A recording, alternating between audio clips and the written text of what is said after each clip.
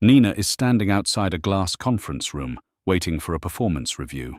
Nothing bad has happened yet. No one has spoken. No door has opened. But in her mind, the whole future has already collapsed. She has lost the promotion, embarrassed herself, disappointed people she loves, maybe even fallen behind for years. That is the strange thing about fear.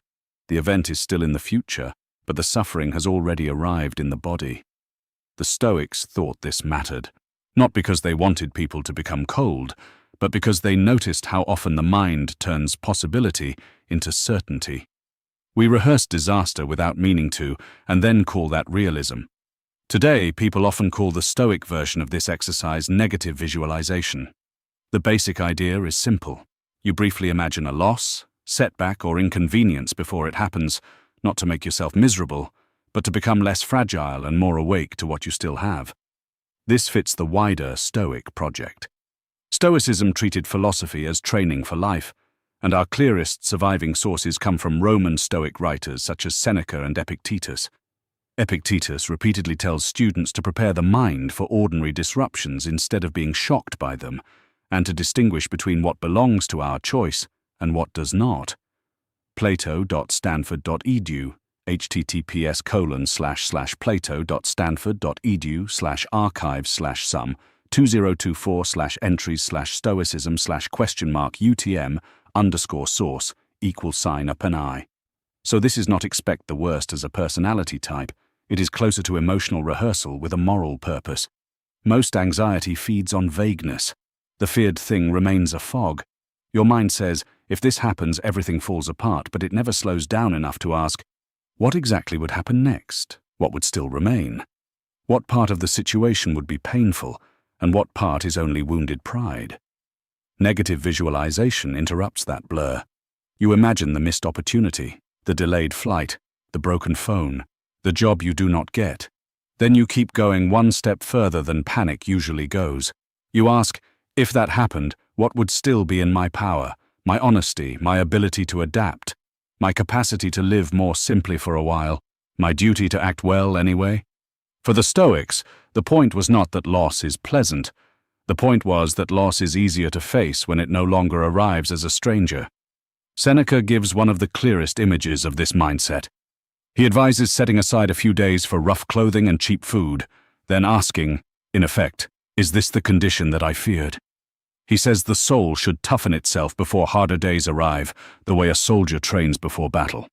n.wikisource.org https://n.wikisource.org/wiki/moral_letters_to_Lucilia/letter_18. That is a remarkable move. Seneca is not saying poverty is romantic. He is saying fear exaggerates, so test it in a measured way. Reduce comfort on purpose. Learn that your peace of mind does not have to vanish the moment luxury does. This is why Stoicism is often misunderstood. It is not worship of hardship. It is freedom from being owned by comfort. Now go back to Nina outside that conference room. A Stoic response would not be, nothing matters. It would be, let me imagine the loss clearly, so it stops ruling me from the shadows. If I do not get what I want, what remains? My effort remains. My reputation is not fully in my control, but my conduct is. My lifestyle may need adjustment, but discomfort is survivable. And right now, before anything has been taken, I can still notice what I already have. That last part matters. When you imagine that something could be gone, you often see it more honestly while it is still here. A job becomes less of a permanent identity and more of a temporary role. A friend becomes less of a background fact and more of a gift. Modern psychology has found a loose parallel here. People sometimes feel better when they imagine how a positive part of life might never have happened, rather than merely taking it for granted. That is not the same thing as Stoicism, but it points in a similar direction. Appreciation grows when inevitability disappears.